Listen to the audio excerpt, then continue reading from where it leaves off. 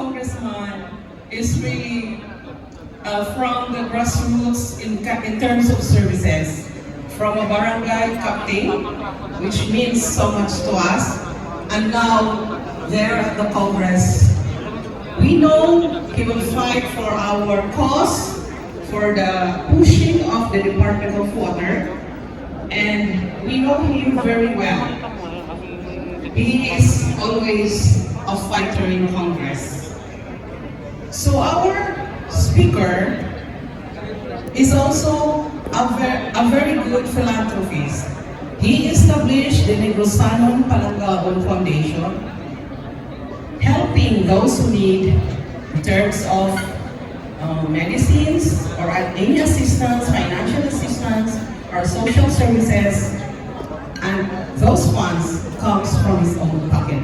So Negros is very proud to have him in Congress. Ladies and gentlemen, may I present to you the Honorable Arnolfo A. Teves Jr.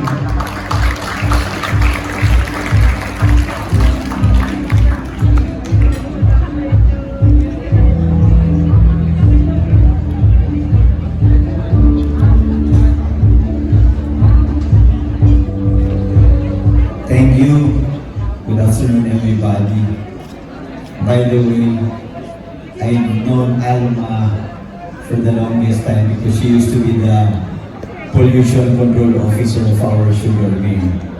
Then she did a very good job also in our water district in Bayawan City where I live.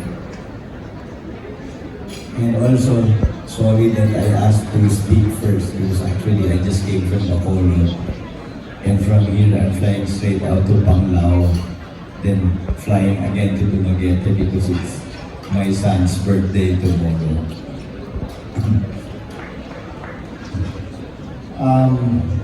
Before I start, I'd like to send my greetings to Attorney Vicente Moyas, President of PWWA, overall chairman.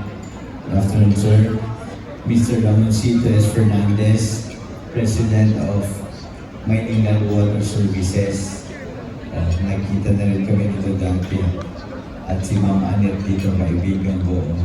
Kami yung nakikita sa Congress. Mr. Jose Victor Emmanuel de Jun, President CEO of Manila Water Company Incorporated, and all the PWWA Board of Directors and everybody else here. Good afternoon, everybody. You know, it's an honor to have been invited here. Malaking honor po ito sa akin. Thank you very much, Ma'am Alma, for inviting me here.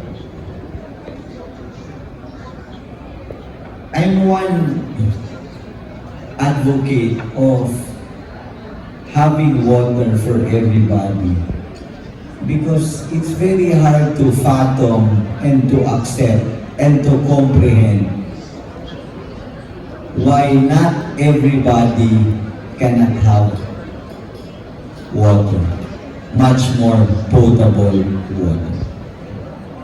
Water is life. And there's a very big irony because just a few months back, I was in Dubai. It's all desert, but I don't see them having problems with water.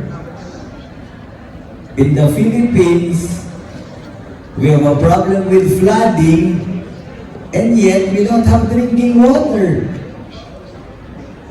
There must be something wrong.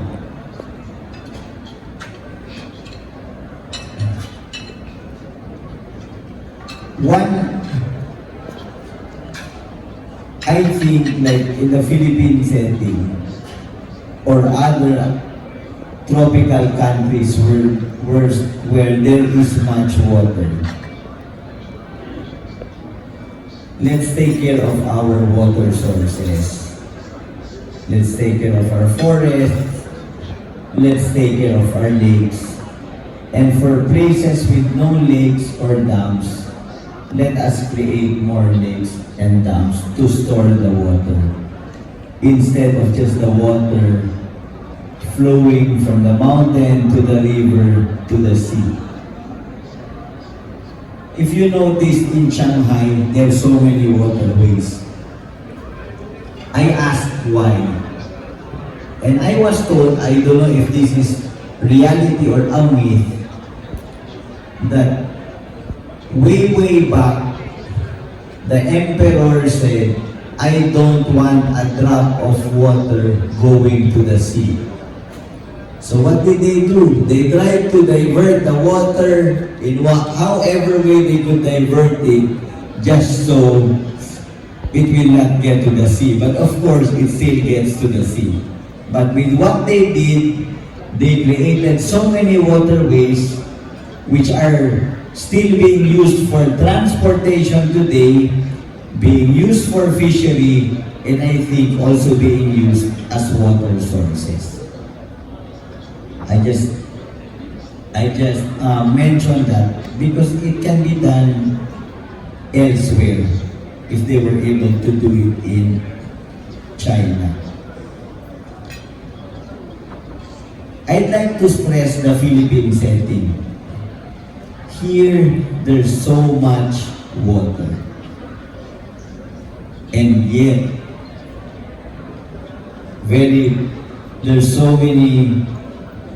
there's a huge part of the population having no access to clean drinking water. That's why there's so much sales of bottled water, because you cannot drink water from the tap. But of course, there are companies here that's doing a good job.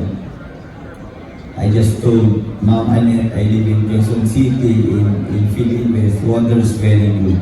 And it's their company doing it.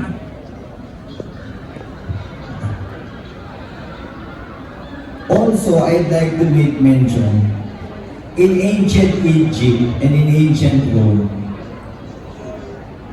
they had ways of transporting water from the source to the people, to their populace. Why were they able to do it?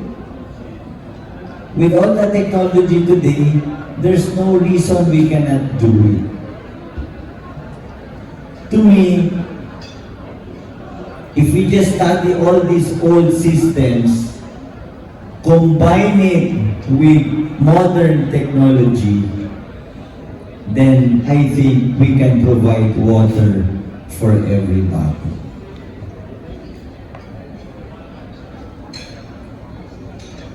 If you look at the movies or even documentaries, you see women breaking their backs, carrying water for miles, more so in the African countries, just so they have water for cooking and for drinking. Again, that's not only their problem, that's a problem for all of us, because they are still people, whether even if they are not Filipinos, they are not Americans, but they are still part of this world, and they are our brothers and sisters, and we should take care of all our brothers and sisters. So, sa Tagalog, gawa natin ang paraan. I always believe that if there's a will, there is a way.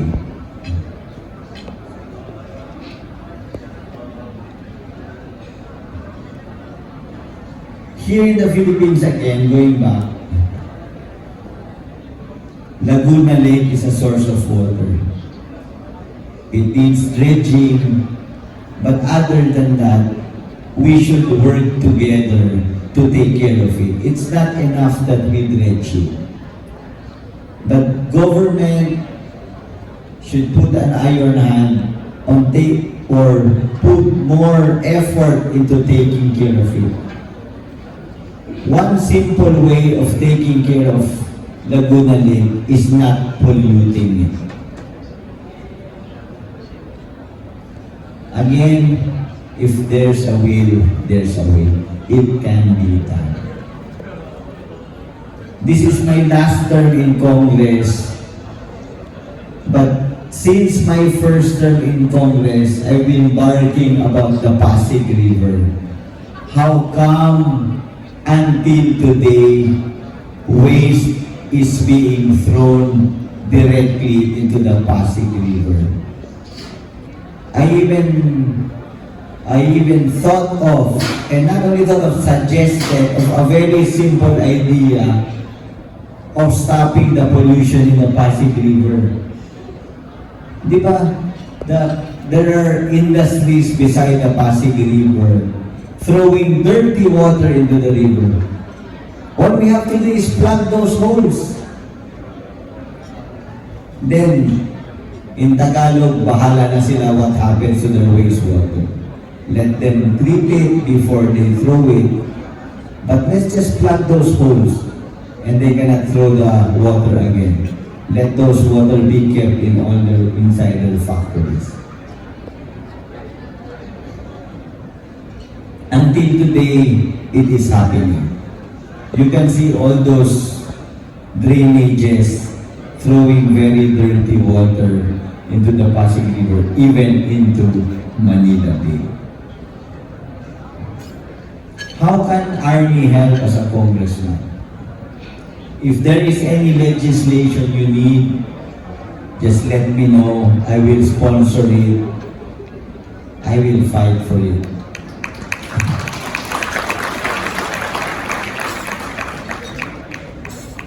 Not carrying my own chair, but I know some of you or a lot of you have heard about me. I am one of the fiercest fighting congressmen in the country. I'm not afraid to speak my mind. I'm not afraid to defend what is right.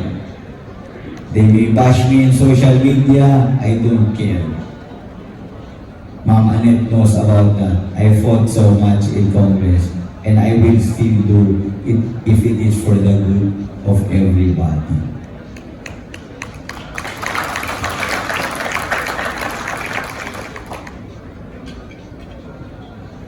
I don't need to speak very long, but this is something we should keep in mind. If you look at the whole world,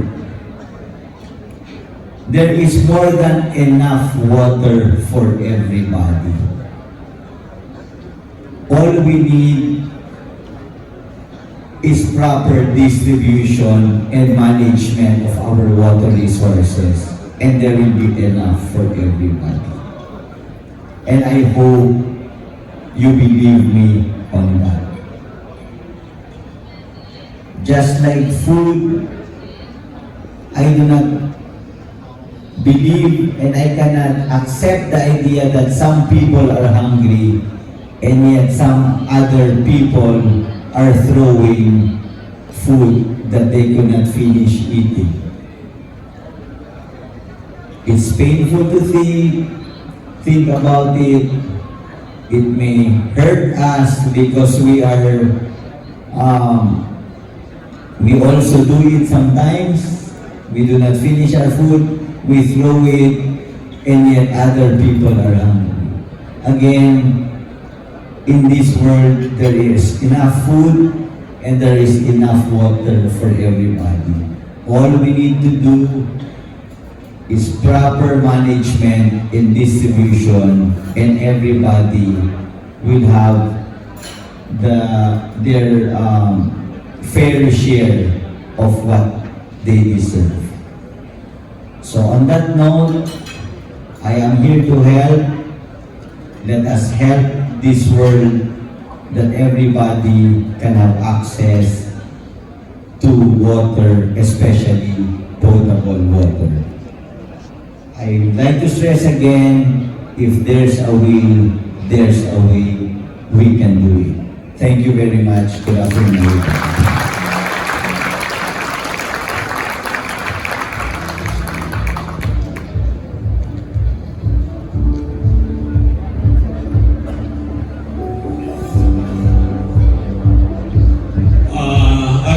Thank you so much, Honorable Congressman. As stated,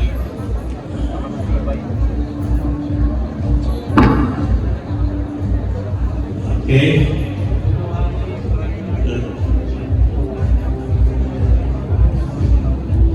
Oh, sorry, some administrative clarification.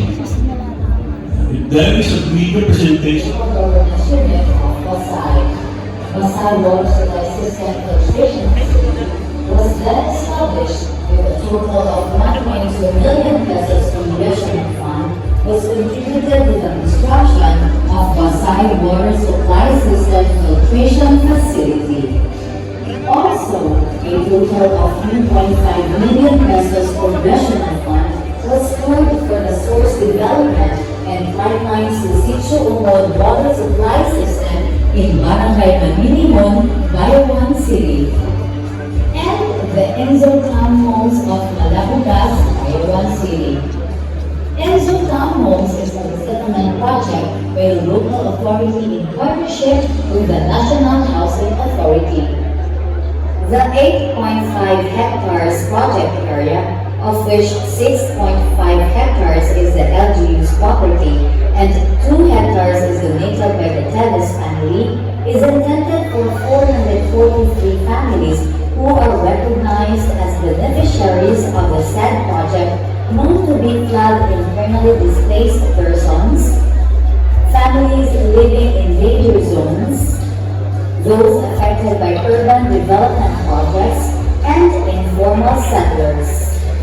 A total of 3.5 million pesos Congressional Fund was also contributed for the development of the water supply system and construction of reservoir for the project area. Here are the other completed projects of the 65 million funds channeled through the local government unit of Bayawan City, then to Bayawan Water District. Barangay Tayawan, Phase 1 and Phase 2. Upgrading of Sitio-Lapay, Barangay Tawi's water supply system. Improvement of Barangay Banay-Banay water supply system. Rehabilitation of water supply system of Barangay Villasol, Barangay San Miguel, Barangay Minaba, Phase 1, Sitio Cayaucao, Barangay Naga, and Barangay Pagatban. Establishment of Kabira, Barangay Nangka water supply system. Construction of water system at Barangay Maluao. Improvement of water system in Barangay San Roque and Minaba. Water system development at Barangay Bugay proper. Installation of potable water tanks to evacuation centers. Malabugas High School, Bayawan National High School, Tavera Elementary School, Cabangan High School, Gisopon Elementary School, Nangka Elementary School, Pagatban High School, Dean Felix Elementary School, BCS Tech High School, and Umod Elementary School. The Barangay Bugay and San Jose Water Treatment Facility is a hybrid facility that operates in both solar and electricity for water treatment and production. It is a pioneering innovation and the first among water districts in the Philippines. The said water treatment facility and innovation will be replicated to 45 centers of Bayawan City in the next 3 years. It was also recognized as one of the top 10 finalists during the nationwide search for the 2021 Philippine Water Challenge Innovation. Some funds were also allocated for the rehabilitation and improvement of waterworks system for Camukad, Valencia, Negros Oriental, 2 million pesos. Valencia Integrated Waterworks System, 9.5 million pesos. Amlan, Negros Oriental, 5 million pesos. Nahandig, Zamboanguita, Negros Oriental, 5 million pesos. Mayabon, Zamboanguita, Negros Oriental, 2.5 million pesos. Mansa Gumayon, Santa Catalina, Negros Oriental, 5 million pesos. San Jose, Santa Catalina, Negros Oriental, 3 million pesos. Barangay Tanaway, Shaton, Negros Oriental, 2 million pesos. Vacuum Integrated Waterworks System, 10 million pesos. And Linantayan Basay, Negros Oriental, 2 million pesos. Water Sanitation. For water sanitation in the 3rd District of Negros Oriental, we have the Waste Management and Ecological Center in Bayawan City. It is one of the best to comply the principle behind Republic Act number 9003, or also known as the Ecological Solid Waste Management Act of 2000. On the other hand, under Section 8 of the Republic Act number 9275, or also known as the Philippine Clean Water Act of 2004, includes the domestic sewage collection, treatment, and disposal. In this regard, the local government unit of Bayawan City has partnered with Bayawan Water District in the implementation of the City Ordinance number 08 series of 2011, which is the Septage Management System and Water Usage Ordinance of 2011 to facilitate the collection of septage fees. Although municipality from Negros Oriental also benefited from this facility as they can now dump their solid and liquid waste to Bayawan City's Waste Management and Ecological Center. We also have the wetlands located at the Fisherman's GK Village. It is a 7-hectare area with 750 homes. It is also called as the Eco-Sun solution because it is a holistic philosophy where there is a concept of recycling, it uses natural processes, it is energy efficient, and thus economical. Here, wastewater further undergoes biological filtering at the root system of the reeds. The final effluent goes to a reservoir and it is then used for watering garden plants, for firefighting, for watering the city's ornamental plants, and for watering agricultural crops. All these endure under the untiring leadership of Honorable Congressman Arnolfo A. Teves Jr. The constituents of the 3rd District of Negros Oriental are ever grateful for his unconditional efforts to find ways and means to provide funds and support projects and initiatives to ensure water security and sustainable management of water and sanitation to the 3rd Congressional District of Negros Oriental.